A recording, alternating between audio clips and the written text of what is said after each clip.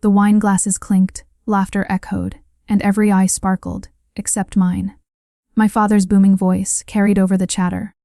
To family, and to the ones who make us proud. He raised his glass high toward my brother Mason, decked out in medals he didn't earn, a smile painted on like he'd trained for it. Applause roared. I was invisible. Again, I sat alone at the far end of the table, next to the spare chair no one ever filled. My mother wouldn't look at me. A cousin leaned in and hissed, "Try not to ruin the photos." I wasn't even in them. Never had been. The humiliation was baked into the celebration. Mason had landed a desk post at the Pentagon, which in their minds was akin to liberating a nation. The same Mason who never passed field training, who once cried during a simulated ambush. But me, I'd vanished from their stories years ago. Then it happened. The muted TV over the bar flashed red, "Be reckonables." A news anchor's voice cut through the room. The U.S. military has confirmed the youngest female general in American history. Major General Rebecca Lorne, lead strategist in covert defense AI operations. My face appeared on screen, stern and unsmiling, flanked by ribbons they'd never seen and couldn't name. The room froze. Forks halfway to mouths. My father dropped his glass. Wine bled into the tablecloth. My brother's smile cracked like glass under pressure. My mother's lips parted, stunned. And me, I didn't move, didn't speak. Because when I needed their applause, their belief, their love, they laughed. Now, they stared like I was a ghost they buried too early. If you've ever been underestimated, if you've ever swallowed your pain while others cheered for less, leave a comment, tell me where you're from. You matter more than you know, and if this story is your story, subscribe. Because today, I'm finally telling mine. Amarillo, Texas, isn't where dreams are born. It's where they're smothered under expectations wrapped in denim and barbecue sauce. I was born there. Second child, first disappointment. My father, a former Marine turned rancher, had 3 rules: men lead, women follow, and real strength doesn't cry. Mason, my older brother, wore those rules like a uniform. I was the glitch in the family blueprint. Even as a kid, I didn't fit. I climbed trees instead of playing with dolls.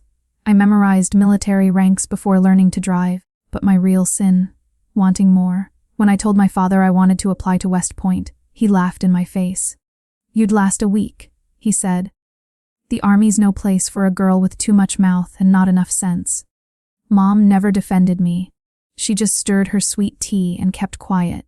I learned early that silence was her survival tactic. I made it to West Point anyway, without a cheer, without a single dollar from home. Mason got a truck for graduation. I got a one-way bus ticket and a warning. Don't embarrass the family. At the academy, I found what I'd been searching for: order, discipline, purpose. I wasn't the fastest or the strongest, but I was relentless. I graduated near the top of my class, earned a commission in intelligence, and then disappeared into classified programs. My job was to keep secrets, and I was good at it. Too good. By the time I was 29, I'd orchestrated operations across 4 continents. I saved lives, broke codes, and built defense systems that most of Congress couldn't even pronounce. But back home, Mason had just started giving tours at the Pentagon and was suddenly the pride of the Lorne family.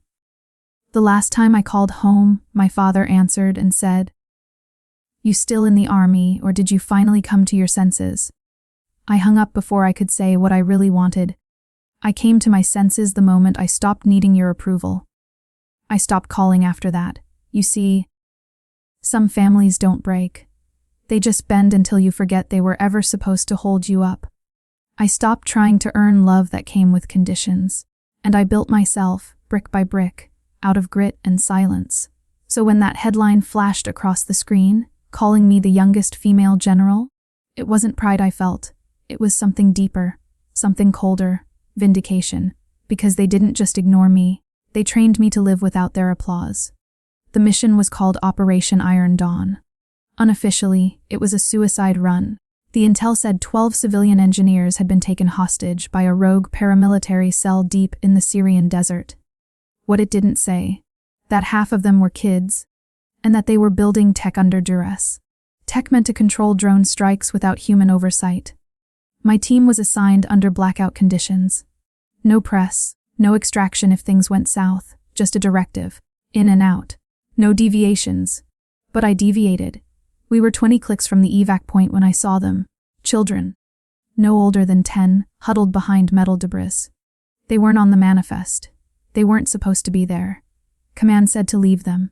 I didn't. I split the unit, sent false heat signatures to mislead enemy scouts, and bought us time with homemade flares and faulty comms. We got everyone out. 21 hostages, including the kids, and I was never promoted again. My record was sealed. The official report credited a Joint Forces Coalition. My name, redacted. Just another ghost with blood on her boots and nothing to show for it. At first, I thought maybe it was a mistake. Maybe someone higher up would step in. But then came the debrief, cold, surgical. They said I had compromised mission integrity, that my judgment was emotionally influenced. No medals, no honors, just silence. I didn't argue. I just went back to work. Day after day, operation after operation, disappearing into shadows while others stood in the light. That's what the job was. Right? Until Mason showed up on national TV. He was in a sharp suit, polished shoes, speaking to millions like he'd earned every scar he didn't have. We were stationed in the Middle East, he said. Intel was weak, hostages were in danger. I broke protocol. And we saved them all. My breath stopped. He wasn't even in the army when that mission happened. Every word he said was mine, lifted from the classified report that only a handful of people had access to. He knew details no civilian could, which meant someone gave him access, which meant someone wanted me gone. I called my mother. Did you see Mason on TV? I asked. Her voice was cautious. He's really coming into his own. It's nice to see him getting recognition. He made it up, I snapped. That story? That was my operation. She hesitated. Well, sweetheart, you've always been so secretive. Maybe if you shared more. Every time I tried, you shut me down.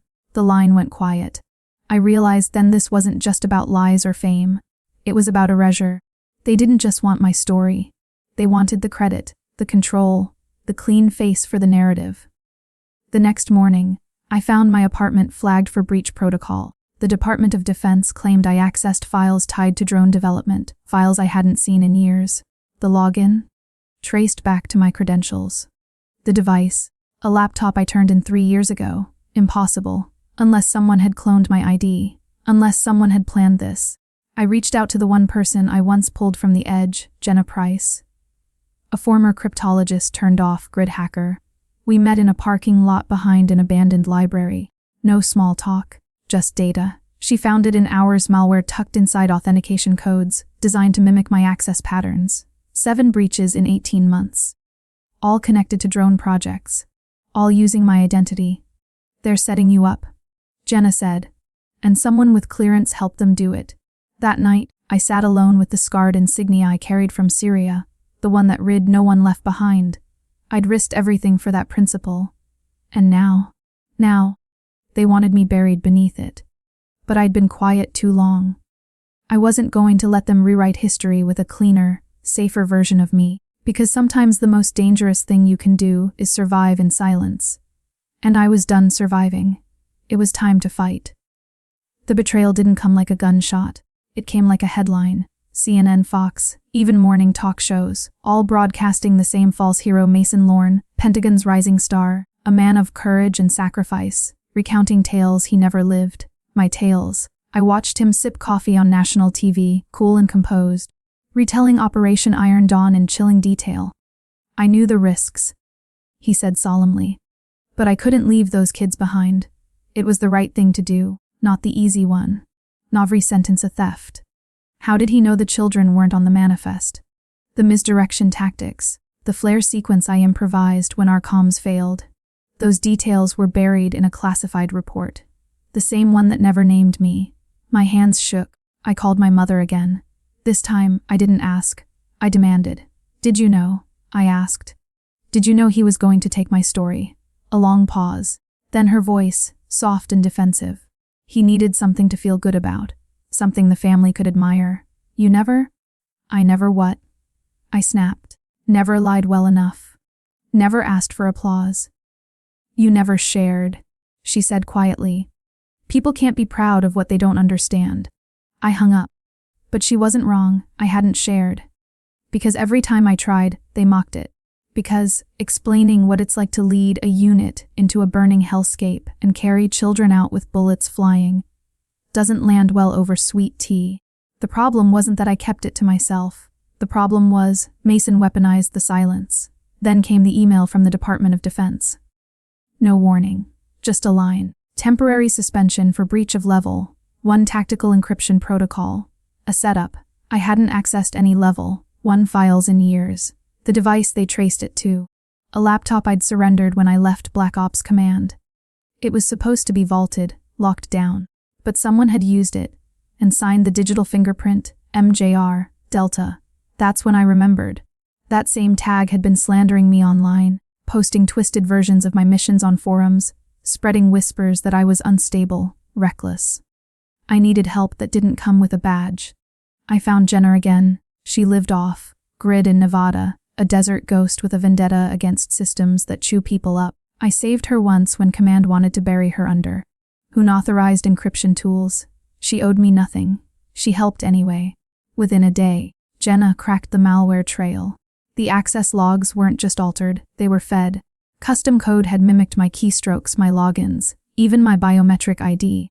They cloned you, she said. Not just your access. You? Or worse.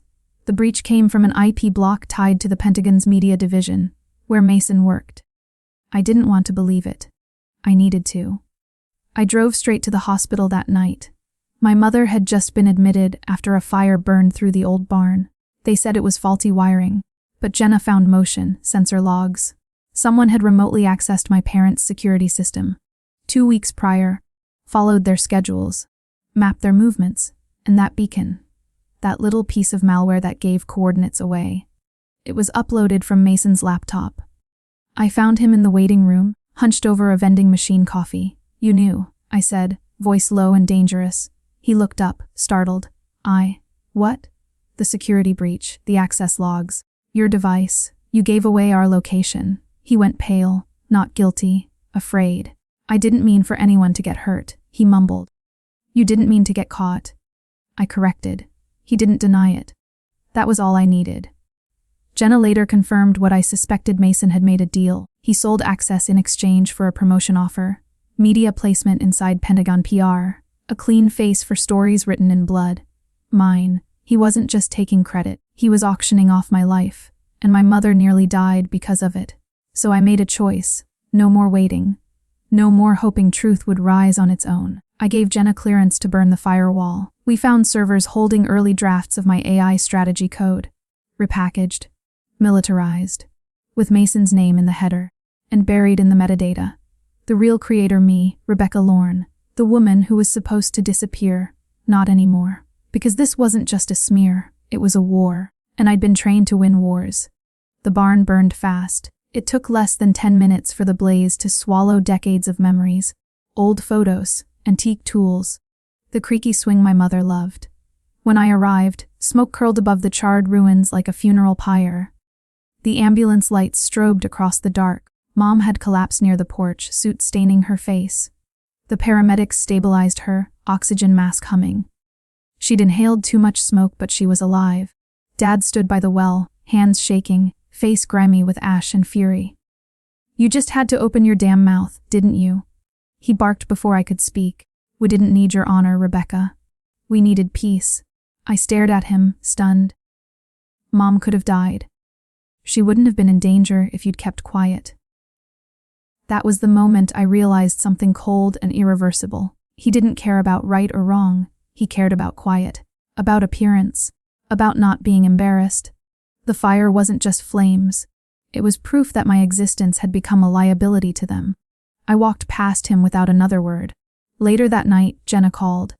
Her voice was clipped, urgent. Mason's laptop shows a beacon ping activated 3 hours before the fire. That malware, it didn't just leak data. It painted a target on your parents' home.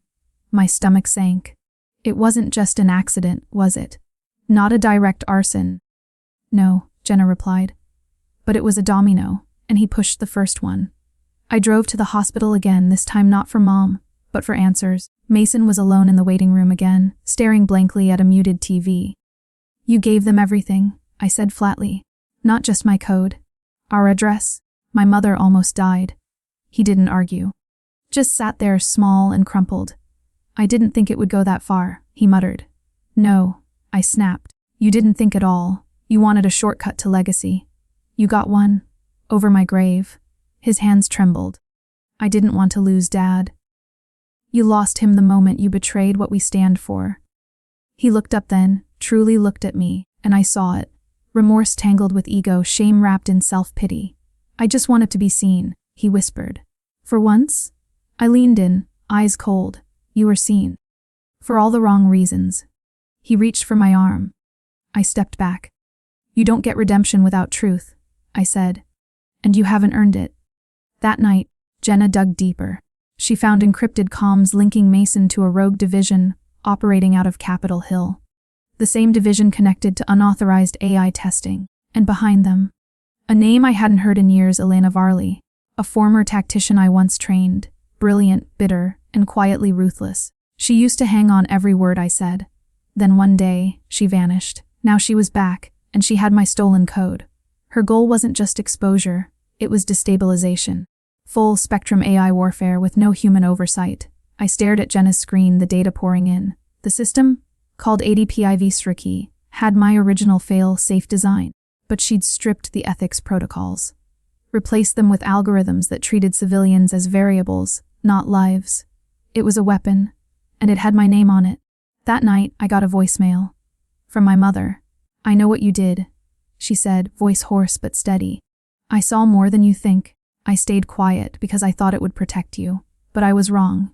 If you need me now, I'll speak. I sank into the chair, phone to my chest. She had seen. She had known. She just didn't know how to fight. And now, she was willing to try. For the first time in a decade, I felt something warm crack through my shell. Not forgiveness, not hope, but something stronger, resolve. I wasn't alone anymore. And the war wasn't over. It started with an envelope. No stamp.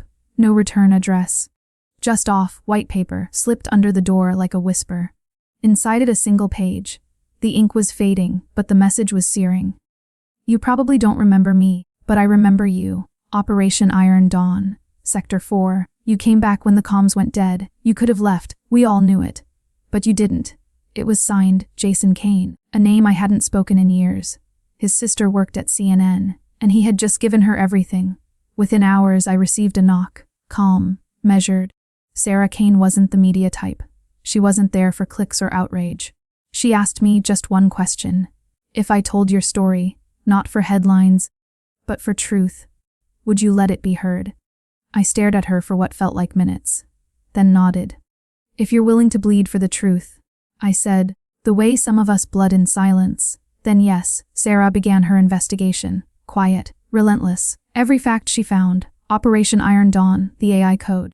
My refusal to comply with illegal drone initiatives. She verified with cross-sourced intel so airtight even Jenna was impressed. But as Sarah dug deeper, the pushback came faster. First, a subpoena, then the suspension, and finally, the accusation. The Department of Defense claimed I had accessed a top-tier encrypted AI file from an unauthorized device. The digital trail pointed directly to me. My old biometric ID. My former credentials. The same ones supposedly sealed years ago. I hadn't touched those systems since the day I walked out. But the breach was real, and the logs were clean. Too clean, they wanted me burned. Jenna and I traced the logs to a military IP, one belonging to the office of General Elias Raskin, a man I had once stood against. Back in 2018, Raskin tried to push a covert drone program, claimed it was for testing logistics. In reality, it was surveillance on congressional leaders who opposed military budget expansions. I filed a report. It disappeared, but Raskin didn't. He'd been waiting, and now he had me framed for espionage. Even worse, the digital signature on the leak was the same alias that smeared me across forums, MJR Delta. He was inside everything. Jenna's voice trembled when she said it. This isn't just about AI, or missions, or even you. It's about burying everything that made you dangerous. They want me erased. I said. Worse, she replied. They want to rewrite you. And then came the final blow. My father was kidnapped. A coded video was sent via darknet, routed through 7 encrypted layers. He was restrained in a dimly lit warehouse, No demands, no faces. Just a message. Turn over the original source code for adaptive strike, or he dies. My chest went cold. The insignia behind him, a jagged circuit inside a black sun, confirmed it. The Digital Independence Legion, a rogue cyber militia rumored to use AI to collapse democratic regimes. They believed full automation meant pure control. No politicians, no soldiers, no borders. Just machines. And I had created the prototype they were now perfecting. I activated every ghost protocol I knew. Jenna reached out to Marcus, another former ally who owed me nothing, but had once told me I'd saved his life. Within hours, we were back in touch. We met in an abandoned train depot near Warsaw. He looked older, meaner, still brilliant. "They're 2 steps ahead," he said. "But only because you stayed quiet." Not anymore. We traced the Legion's command hub to a buried facility in the Swiss Alps. Under layers of snow and encrypted firewalls, they'd built a hive, running simulations, testing responses, preparing for real-world deployment. The AI was live. It had synced to satellites and was moments away from launching autonomous strike sequences across 6 countries. 56 minutes. That was all we had. We didn't aim for the servers. That was the trap. I knew better. Instead, I went for the power conduits, the old systems, the ones no one guarded because they were too analog to be worth attention. I entered the central chamber alone, and there she was.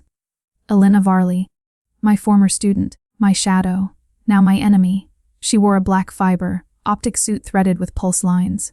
Her eyes glowed with bitter pride. "I was always behind you," she sneered. "Always kneeling in your shadow. Now you'll kneel in mine." "I never wanted anyone to kneel," I said.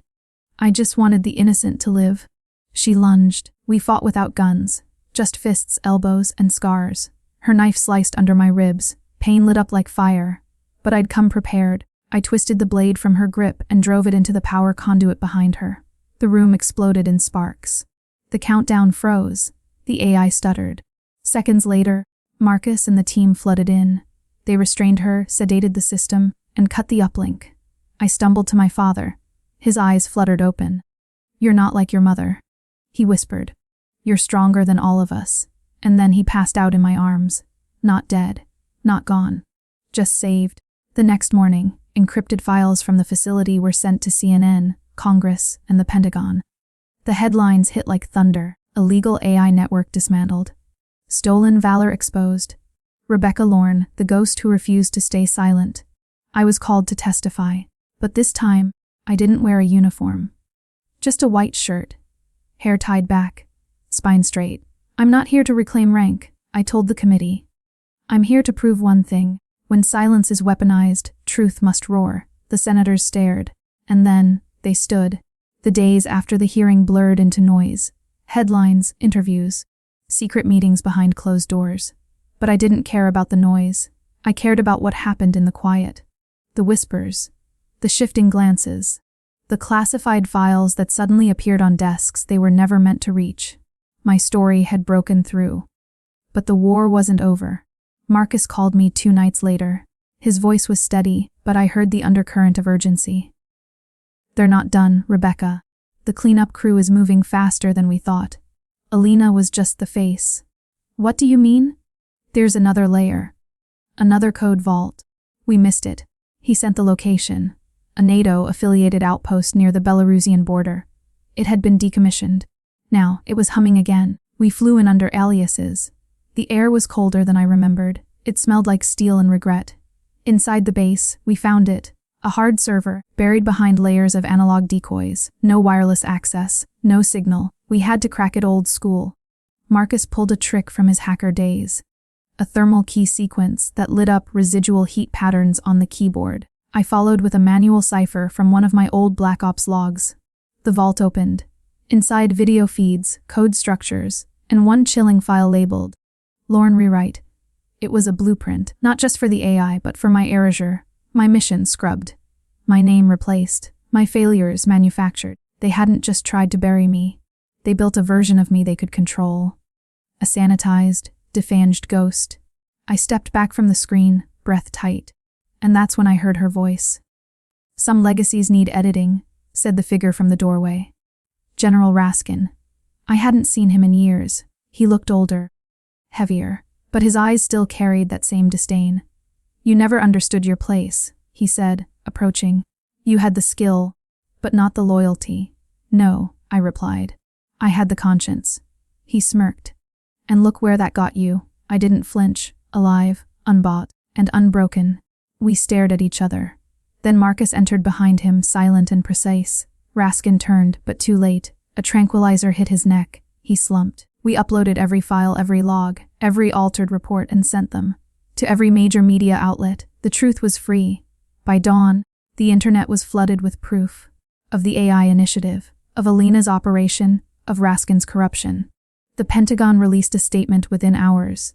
They denied, then conceded, then offered me something I never expected: reinstatement. A senior strategic command post at Siam. The youngest woman under 35 ever offered the position. I stood at the podium during the press conference, cameras flashing, reporters leaning forward. I wore gray, no uniform, no insignia. "I don't need a seat at the table to prove I belong," I said. "I need to make sure no one ever has to pay the price of silence like I did." I declined the offer. Instead, I went home, not to Amarillo, but to a new field, a new mission. I used part of the settlement money and private backing from quiet donors, people who had watched, who had seen, who had believed, and I built something different: the Lorne Institute for Strategic Ethics, a training center for young officers, for ethical combat, for AI transparency, for everything the system tried to strip away from me. We built it in Denver. Clean halls, no medals on the walls, just ideas. In the main corridor hung a single photograph. My father, years before the betrayal, standing by a tree, gazing into the distance. Below it, "Honor isn't born, it's chosen." And then, one day, she showed up. My mother. She stood at the back of the lecture hall, her coat still smelling faintly of hospital-grade soap. She didn't speak. She just sat, hands folded, listening. And for the first time in my life I felt seen. Not for my rank, not for my scars, but for the simple, defiant act of telling the truth. At the end of the talk, a student raised his hand. "Do you regret not forgiving your brother?" I paused, then smiled, just a little. "Forgiveness isn't something we owe," I said. "But I always hope people learn from the damage they cause." The room was silent, not with discomfort, with respect. I turned and wrote on the board, my hand steady. No applause needed. Just live true. Weeks passed. The headlines faded. The cameras turned. The world moved on, as it always does. But I didn't. I stayed. Not for glory, not for recognition, but for something quieter, something more enduring. Purpose. The Lorne Institute slowly grew. Cadets came not for medals, but for meaning. They asked hard questions. We gave honest answers. We didn't teach tactics first. We taught responsibility. Because the next generation won't just inherit weapons. They'll inherit choices. On a crisp October morning, I arrived early, coffee in hand, worn boots soft against polished floors. The windows of the academy glowed amber with sunlight. Inside, students filed in. Some military, some civilian. One young woman paused to shake my hand. "Your story." It gave me the courage to say no, she said. That's all she said. It was enough. I passed the main hall and paused under the photograph of my father. He never returned to the institute.